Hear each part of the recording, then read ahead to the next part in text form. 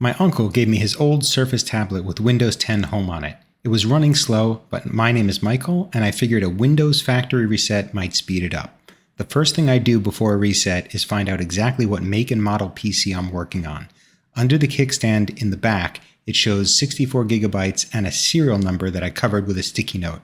I eventually found the Microsoft website to look up the model and warranty using the serial number, and I see it's a Surface 3 with 2 gigabytes of RAM memory and 64 gigabyte SSD. I also like to check out the PC's details in the About section under Windows System Settings, and also look in Device Manager and expand everything. I save all this info by taking pictures with my cell phone or screenshots that you save to a USB drive. The reason is that if something goes wrong in the reset, you have a baseline to check against. It can also help you find drivers later if they don't install automatically. Lastly, you want to know your Windows product key in case the reset fails and you need to completely reinstall Windows. I use a handy little free program called Windows Key Viewer from wintools.info. Take a picture or copy and save the text to Notepad and move it to a USB drive. Save any other files or programs or bookmarks that you need externally, and now you're ready to nuke the PC back to factory fresh.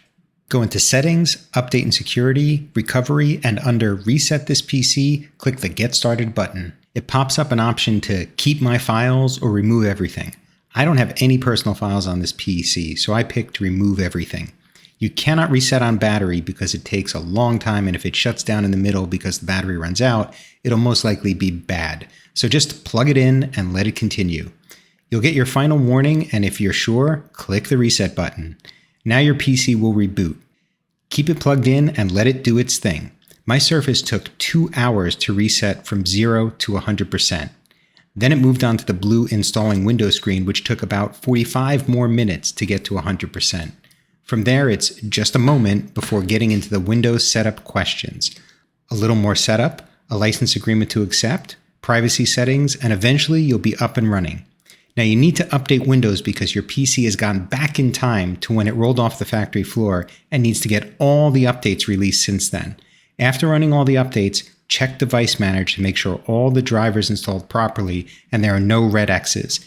If problems, go to the website for your make and model to see if you can find drivers there.